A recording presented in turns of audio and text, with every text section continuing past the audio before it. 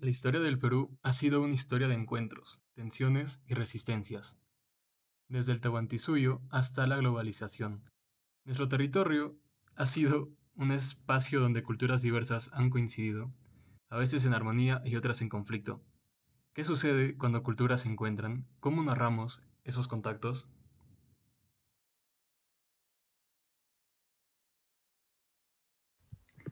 Las zonas de contacto han sido espacios creativos donde han nacido nuevas identidades culturales.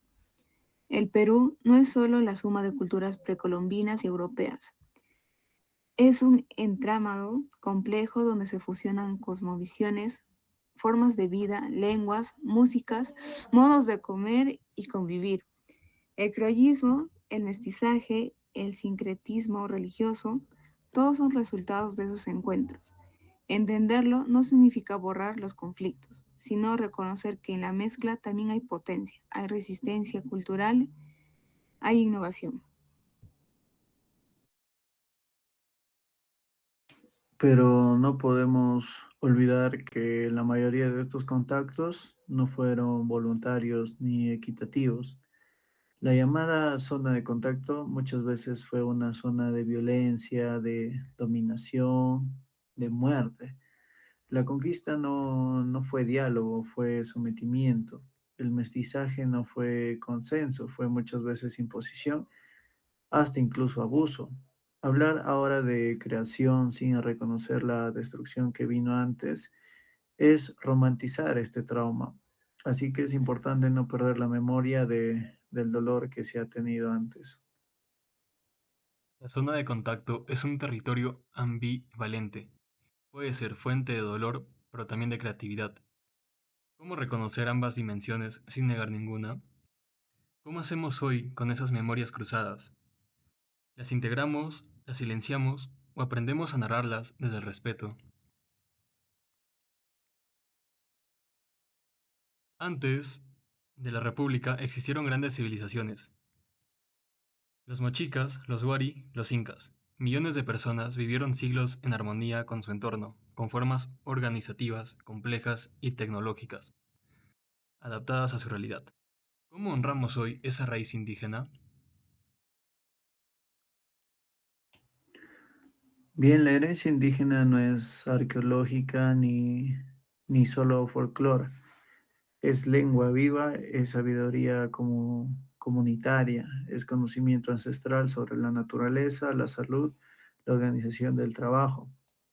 Honrarla no significa solo poner un wine en fiestas patrias o quizás una danza en el desfile escolar, sino que significa darle poder real a sus herederos, como educación bilingüe de calidad, territorios protegidos, participación política efectiva. No se puede construir un país sobre la negación de su raíz más antigua. Estoy de acuerdo, pero veo un riesgo. Muchas veces lo indígena se vuelve solo símbolo o recurso turístico. Estas en los afiches del Estado, pero no en los ministerios. Se usa como marketing cultural, pero no se traduce en derechos. Además, hay falta de educación en las ciudades. Aún se desconoce la riqueza de las culturas originarias o se piensa, ¿no?, que es una cosa del pasado. Reconocer la herencia indígena no debe ser un gesto decorativo, sino una discusión política. La raíz indígena debe estar presente no solo en los museos, sino en los presupuestos, en las aulas, en el Congreso. Celebrarla sin integrarla es solo folclorizarla.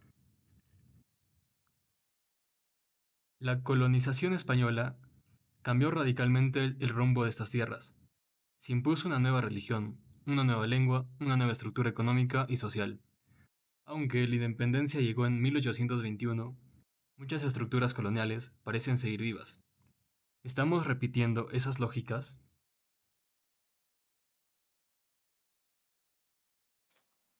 Sin duda, el racismo, la discriminación, la centralización del poder, el desprecio a lo indígena o lo afro, la jerarquía basada en apariencias o el apellido.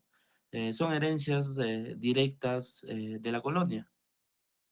La República heredó esas estructuras y no las desmanteló. En vez de construir un nuevo orden, continuó muchas exclusiones. Basta ver quién tiene acceso a una educación de calidad o a la salud. La ciudadanía plena aún no ha llegado para todos. Es cierto que hay herencias negativas, pero también hay elementos que hemos adaptado y resignificado. El idioma castellano es hoy una herramienta que une, aunque también debamos fortalecer las lenguas originarias. Nuestra arquitectura, nuestros sistemas legales y parte de nuestras costumbres también vienen de esa época. El reto no es rechazar todo lo colonial, sino analizar qué debe ser reformulado y qué puede enriquecerse con otras voces. La colonia no terminó con la independencia. Muchas de sus estructuras siguen presentes. ¿Estamos dispuestos a revisar críticamente esa herencia para transformarla desde la justicia y la inclusión? A 200 años de la fundación de la República, es tiempo de evaluar quiénes se han beneficiado realmente de este proyecto de país, a quiénes ha dejado fuera.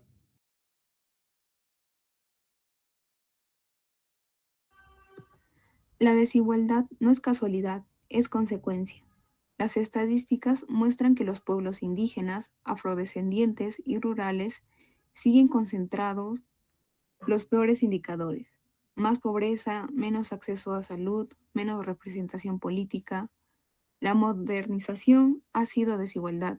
Se ha gobernado desde Lima y para Lima, ignorando el resto del país. No basta con crecimiento económico. Necesitamos justicia distributiva.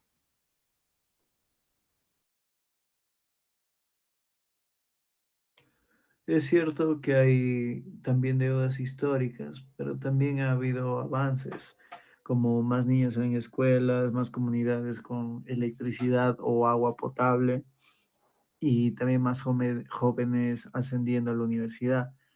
El problema, sin embargo, aquí es la continuidad, ya que muchas políticas se quedan en promesas o cambian con cada gobierno. Y bueno, falta visión a largo plazo y una verdadera descentralización que empodere a todas las regiones. Las cuentas del Bicentenario no solo se hacen con cifras, sino con ética. ¿Podemos hablar de una república si aún hay peruanos de primera y de segunda? ¿Estamos dispuestos a redistribuir poder, no solo recursos?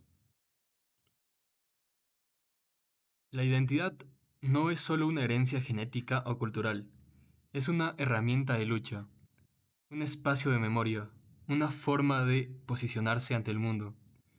¿Por qué es importante hoy afirmar quiénes somos?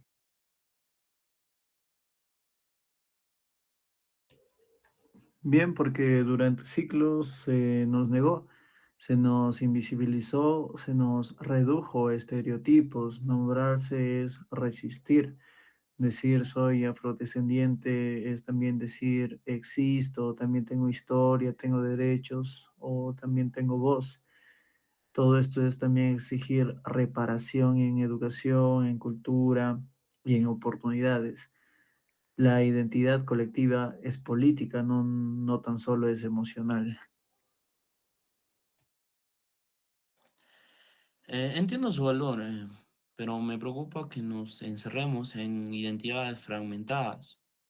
Si cada grupo solo defiende lo suyo, ¿cómo construimos un proyecto común? Necesitamos una identidad nacional que nos una, ciertos más orígenes allá de las étnicos que nos diferencias. La diversidad no es amenaza, es riqueza. Nombrarse no es dividir, es reconocerse. ¿Podemos construir una identidad nacional que no borre, sino que abrace todas nuestras diferencias? Durante siglos se usó la dicotomía, civilización o barbarie, para justificar jerarquías y exclusiones. Lo civilizado era lo europeo, lo urbano, lo letrado. Lo bárbaro era lo indígena, lo campesino, lo no occidental. ¿Esa mirada aún existe? Claro que sí, y se manifiesta todo el tiempo, como cuando un líder indígena protesta, se le llama radical o antidesarrollo. Cuando una comunidad se opone a una minera que contamina, se le acusa de estar contra el progreso, ¿no? Aún se cree que lo moderno debe imponerse sobre lo tradicional. En lugar de dialogar con él, esa mirada sigue operando desde el Estado, los medios y hasta en las escuelas. Hay que tener cuidado de no caer en extremos. Algunas tradiciones pueden ser conservadoras y vulnerar derechos, como los de las mujeres o de los niños. El desarrollo debe llegar a todos, pero con enfoque intercultural. La modernidad no debe ser una imposición, pero tampoco podemos idealizar lo ancestral si contradice la dignidad humana. La disyuntiva no debería ser civilizar o no civilizar, sino cómo convivimos sin jerarquizar culturas. ¿Es posible un desarrollo que respete la diversidad? ¿Podemos imaginar un Perú donde lo distinto no sea visto como un obstáculo, sino como parte del camino?